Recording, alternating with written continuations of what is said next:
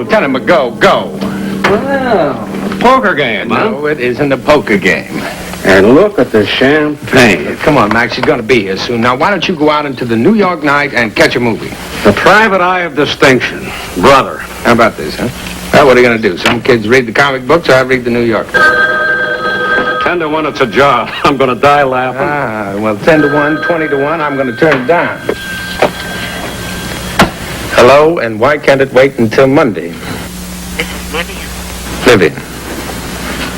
Oh, yeah, Vivian. Well, how are you, honey? Your phone service. Yeah, Vivian, what do you want? Mr. George Dale's secretary called. She said Mr. Dale wants you to come to his hotel room at the St. Clair. Well, you tell Mr. George Dale that I'll call him tomorrow, honey. He'd triple your fee. Well, he obviously doesn't know what I make, honey. Yeah, come on, Mac, get out, huh? She said 300 a day was okay. He said triple? That's what the lady said. I've got another call on the board. Bye. Yeah, goodbye.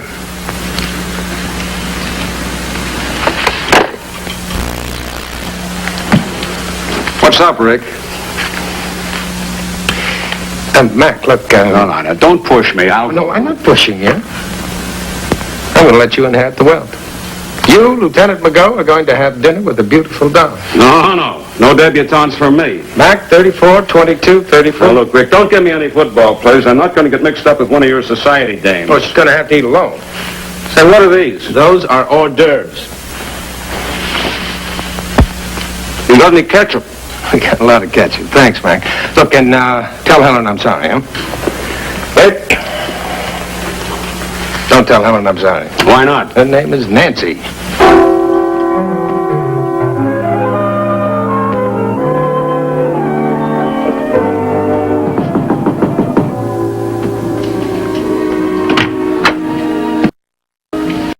I rang for room service.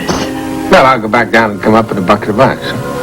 You're much too tall to be a bottle of champagne. I can shrink. Just who am I flirting with? My name is Richard Diamond, but I think I have the wrong room, unless, of course, you're George Dale, right? I'm an old friend. Well, George has very good taste in old friends. You're very sweet. Won't you come in? Thank you. You're kind of sweet yourself. George had to step out for a moment or two. I'm sure he won't mind you waiting. Well, I'm sure I won't mind. Oh, I'm a private detective. Oh, how exciting. Do private detectives smoke? All the time. Well, tell me, if I committed a crime, would you follow me around day and night? I'd even wave my feet. Oh, sit down, won't you? Thank you. Now, did you always want to be a detective ever since you were a little boy? Well, no, what I really wanted to be was, space cadet. But I couldn't stand high places. Well, that's too bad. I guess you'll never make it to the moon. I guess not. Do you think it's a little warm in here? I'll, open the window, but I hate to break the mood you're in. I don't see how a little fresh air can break the mood. Let's hope not.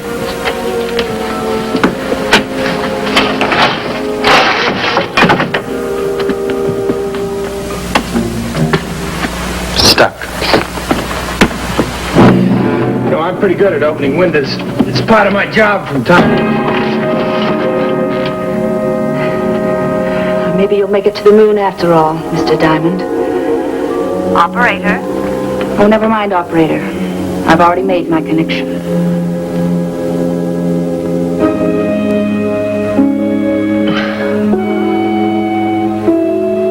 Don't move. Throw your gun across the floor. Come on. Don't get clever. Don't mind if I get on my feet first. Stay where you are. The gun. Yeah, I forgot. Slide it. Be my guess.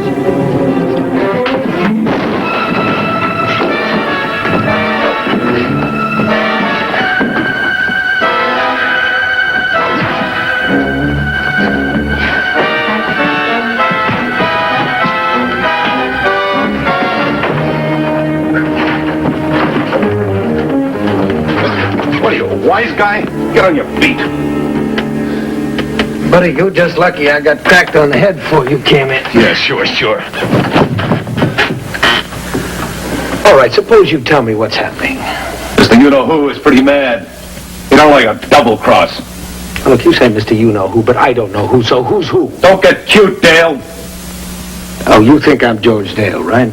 Just because we never saw you. The guys on the coast told us what you look like. Well, I got a news flash. I'm just reaching for my wallet. My name is Diamond. Take a look.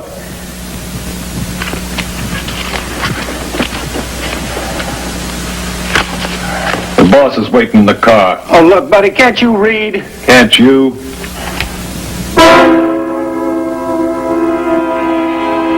We'll take the back elevator, Mr. Dale.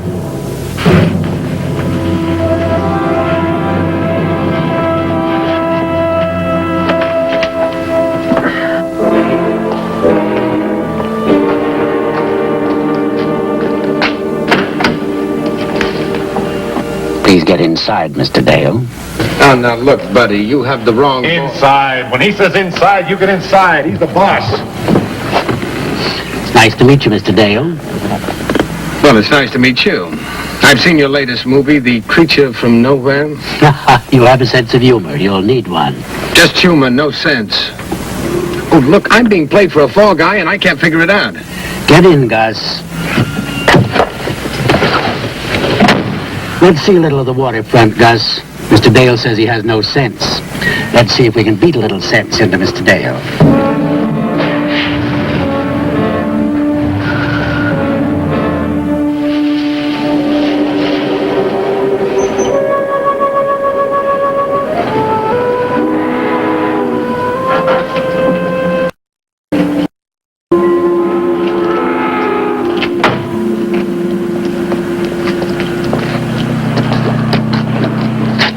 Okay, Drew.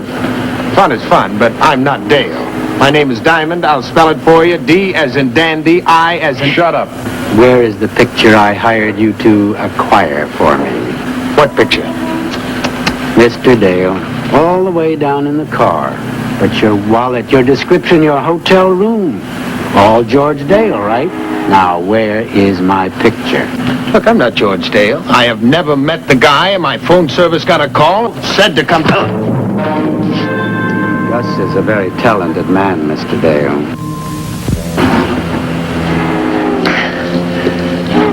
And a very brave man, so long as you hold that gun on me. Now, you fellas keep this up, and you're going to see me again, I promise you. Don't be a fool, Mr. Dale. You're just a little punk. You have to crawl. I'm not Dale!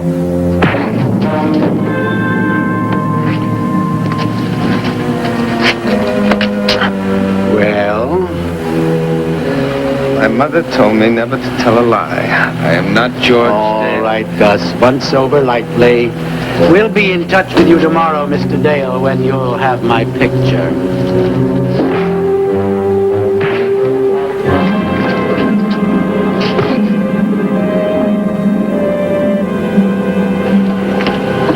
Well, they sure clobbered you, Rick.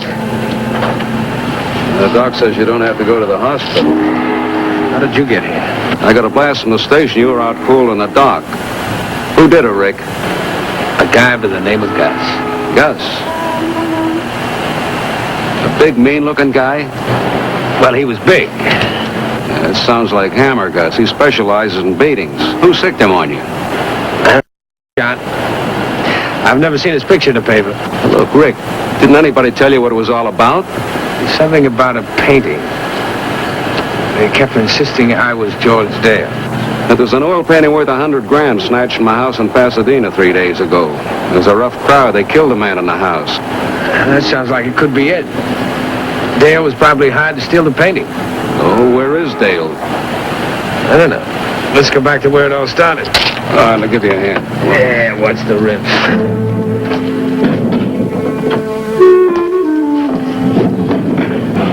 What do you expect to find back in this hotel room? The girl that pasted you is probably 1,000 miles away by now.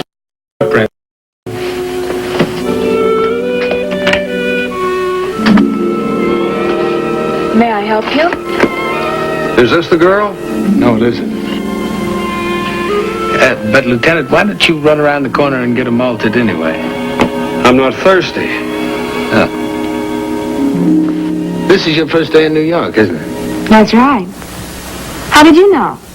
Well, I'm a private detective, and this is my friend, Lieutenant McGo, one of New York's finest. Hooray. Good grief, I hope I didn't park in front of a hydrant or something. No, miss. We're interested in where the last occupants of this room may have gone. If you don't mind, we'd like to come in and look around. They may have left something we can use as a lead. How exciting. Come in. I've been trying to get that old Murphy bed down. Well, Sally Perkins, allow me. Mr. Detective. Yes? How did you know my name was Sally Perkins? Right there in your pajama counter. My mother. She still thinks I'm an absolute child. Well, how do you like New York? Oh, it's so exciting. Nothing ever happens in Brookline Village. Where's that? You've never heard of Brookline Village? I have never heard of Brookline Village. It's near Boston. Lieutenant, don't just stand there. Give the lady a hand. Put the bet down.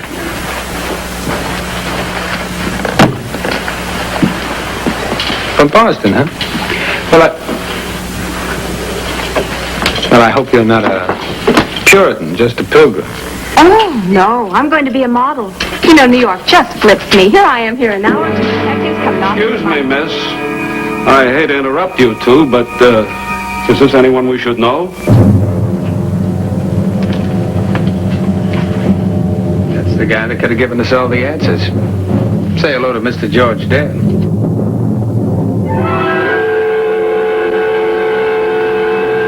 Thanks. Coroner will be here in a few minutes. Well, I'm going to go home and get some sleep. Oh, don't go and leave me alone here with that in the bed. We'll get the desk to give you another room. Mac, you know what I think? I think Dale was hired to get that painting and he didn't deliver. You think then that Gus and his boss got him? The girl that set me up probably knocked him off before I got here. She figures to unload that painting somewhere in lead time. Well, she'll never unload it. It's too hot. Lieutenant, that is why I'm going to bed. Hey, wait. You can't go and leave me alone in this room with that. We'll tell the desk right away. They'll move you. Besides, there'll be an officer up here to wait for the coroner.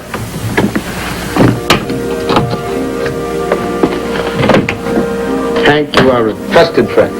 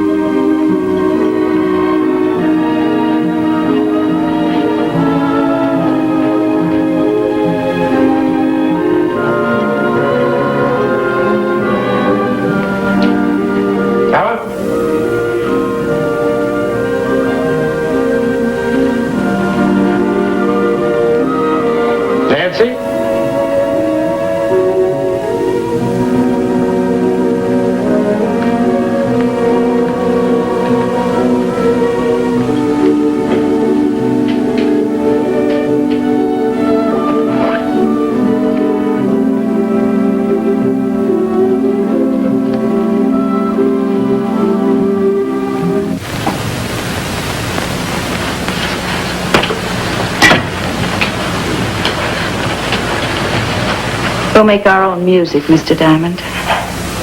Well, what are you doing in my bed, said the Papa Bear. I took your key. It was safer than checking into another hotel. Sit down, won't you, over there?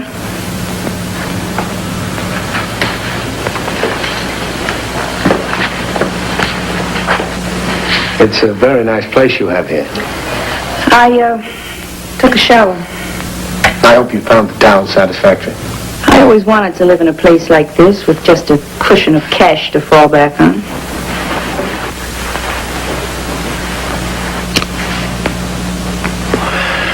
Suppose you tell me how I got involved in all this. Okay, Mr. Diamond, what do you want to know? George Dale. He was hired to get the painting. The one you have over there in the suitcase. George Dale was a no-good, double-crossing murderer.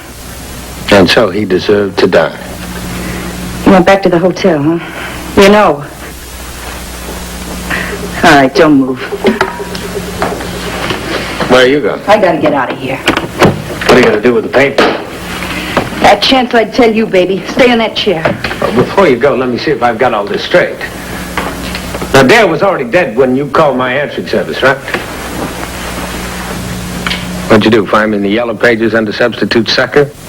I came to your apartment, you hit me over the head and planted Dale's wallet on me. When I came to, there were the big wheels.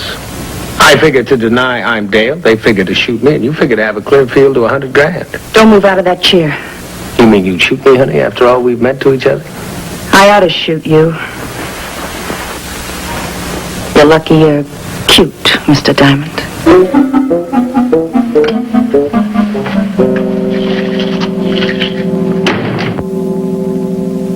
No, Rick, I think you made the dame up. We checked every hotel and every cab in town. She walked. She's a healthy girl, Mac, in a very unhealthy way. So where did she stay all night? Maybe she stayed in the phone booth, dropping in dimes, trying to unload the painting. Nobody will buy it. It's too hot. This girl will find a buyer. Who? Mr. Big Shot again. She wouldn't have the nerve, would she, to try to hold up the man who hired Dale to steal it in the first place? This girl has plenty nerve. All right, so we find Gus and we find Mr. Big Shot. We find Mr. Big Shot, and there we find Her Highness trying to bargain for $100 grand. Well, that's where you got to figure it. But me, you can count out. I'm beat.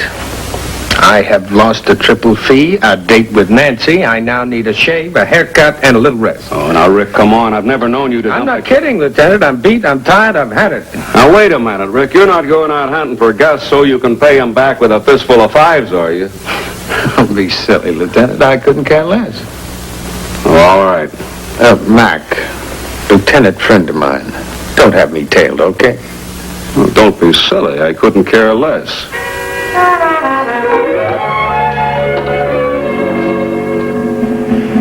Now, barbers are in a wonderful position to soak up all kinds of interesting information. And when it came to soaking up information, my barber, Tony, was just like a sponge. By the time I'd had a shave and a haircut, I learned that Gus had a girlfriend named Dolly, who worked in a little beer joint called the Gypsy Circle.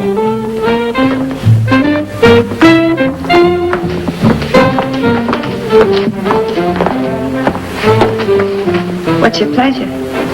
Cup of coffee. Gee, I don't think we have any fresh made. The kitchen isn't open yet.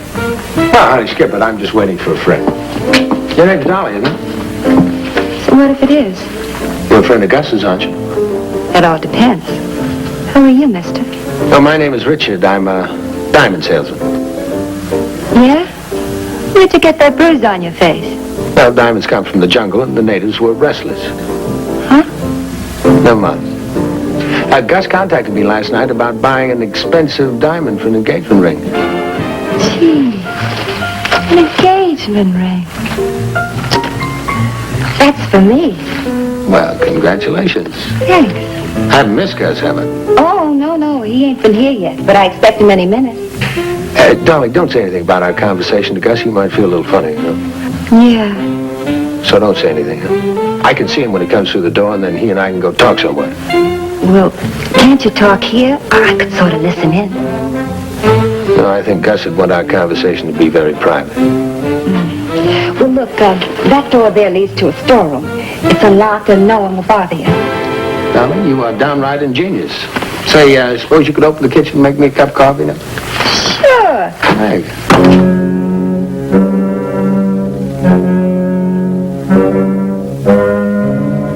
I was on my third cup of coffee by the time Gus walked in. Dolly was back in the kitchen, and Gus hadn't spotted me. So far, so good.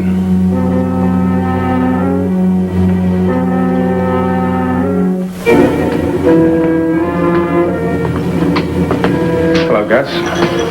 That's right, it's D-I-A-M-O-N-D. What are you doing here? I'm slumming. It looks like I've reached together. Now you get up and walk in front of me toward that door. Come on.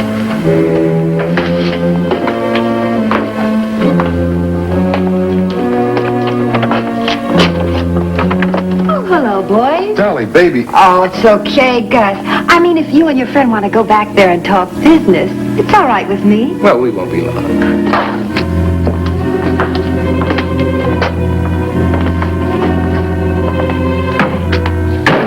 We made a mistake last night, pal. You sure did. We thought you were Dale, honest. Where's the girl? What girl? Now, I'm glad you said that. Because last night when I said, what painting? That happened. Gus is in there.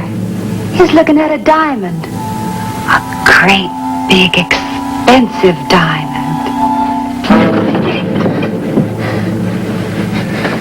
Now, the boss and his girl, where are they? Dale picked her up. We never knew her before. She called late last night. She cooked up the picture, so she wanted to sell the boss back his own picture. Where is she now? Pier 17. She's going to Europe. Don't mark me up no more. My girl's out there. Be a good guy, huh? Be a good guy. Gussie, you don't understand the principle of give and take.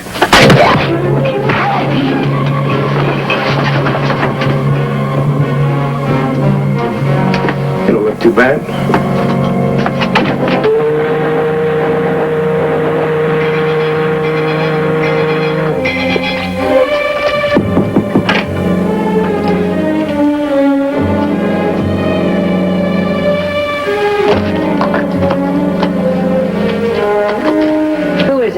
Let's do it.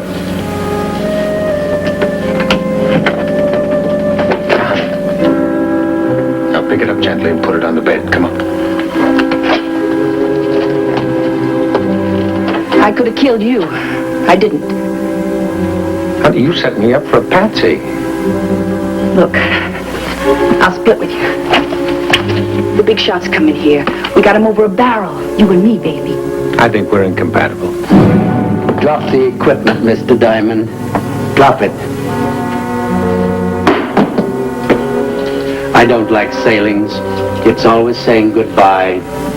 Is that the picture over there covered up? Well, for $100,000, you promised me $100,000. Is that so? You know, I usually have my man do this sort of messenger stuff, but you I wanted to kill personally. You'd never get away with it.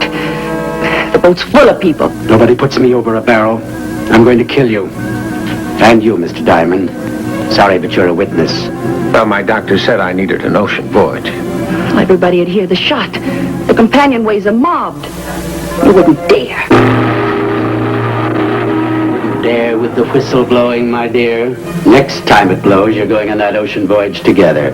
Sort of romantic, hmm?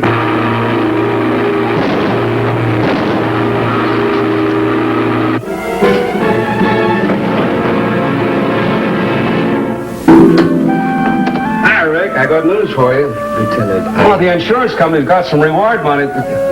Oh, you've got company. Good evening, Lieutenant. Why, Sally, I didn't recognize you. You look different with your hair up. Hey, you know, Rick, these hors d'oeuvre things are all right. I'm getting a taste for them. Wine, women, and song and all that dough. I gotta hand it to you. Now, it reminds me of a case I cracked in 1942. There was a painting involved there, too, but this one wasn't working. Hey, you going out? well, I can't stay here, can I? Good night, Lieutenant.